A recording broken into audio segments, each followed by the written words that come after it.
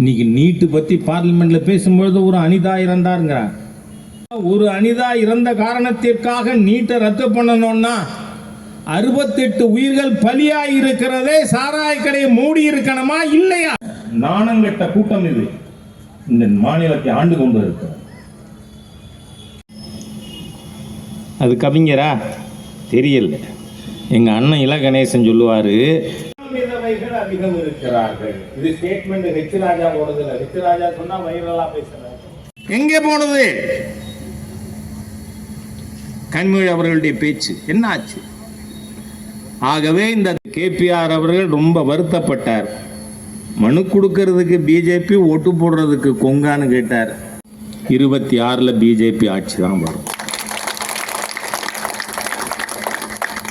ஏன்னா நான் ஏதோ இமேஜினரி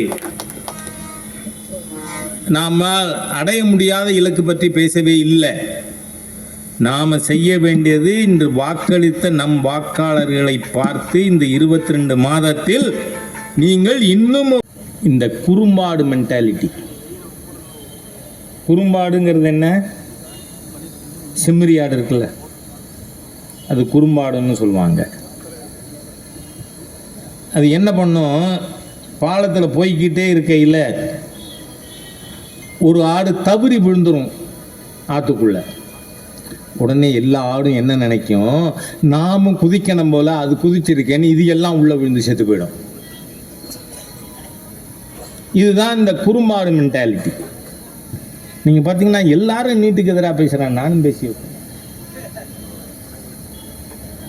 அதுக்கு அடுத்து அவர் இன்னொன்று சொல்லியிருக்கார், இந்த நீட்டை பற்றி நீங்கள் பேசுங்க, அதை பார்த்து. நான் இப்போவும் சொல்கிறேன், நீட்டு பற்றி நான் பல முறை பத்திரிகையாளர் கூட்டத்திலையும் சொல்லியிருக்கேன். நீட் அமலுக்கு வந்தது உச்ச நீதிமன்ற தீர்ப்பின் காரணமாக. கோ டு சுப்ரீம் கோர்ட், அதானே வழி.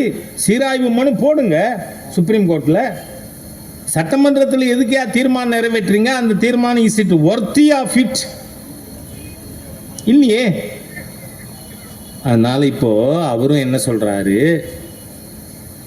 கல்வியை மாநில பட்டியலுக்கு கொண்டு வரணும்.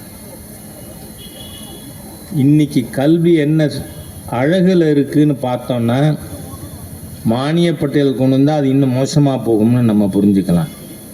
நண்பர்களே, தமிழ்நாட்டில் 1531 பள்ளிக்கூடம், primary and middle school,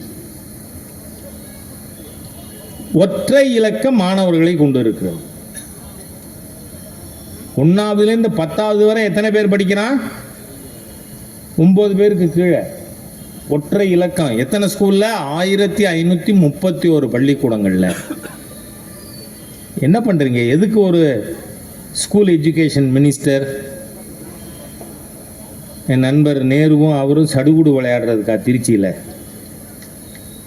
Mahesh பொய்யா மொழியோ பொய்யும் மொழியோ என்ன நடக்குது ஸ்கூல் எஜுகேஷன்ல? முழுமையாக, அதாவது 10ஆவது படிக்கின்ற பையனால் 5ஆவது தமிழ் பாடத்தை படிக்க முடியவில்லை என்பது உண்மையா இல்லையா? நீங்கள் தமிழை வளர்ப்பவர்களா? நான் ஆரம்பத்திலேருந்து சொல்லிக் கொண்டிருக்கேன், தமிழ் வீழ்ச்சி அடைய ஆரம்பித்ததே 67க்கு அப்புறம் தான். ஏன் 67 வரை மும்மொழி இருந்தது, அப்புறம் இருமொழி சொன்னீர்கள். இன்னைக்கு தமிழோட நிலைமை என்ன? மெல்ல தமிழ் இனி சாகுங்கிற நிலைமை தமிழுக்கு. மிக சீக்கிரமாக பாரதிய ஜனதா கட்சி இங்க இன்னும் 20-22 மாதங்கள்ல ஆட்சிக்கு கொண்டு வர முடியும்.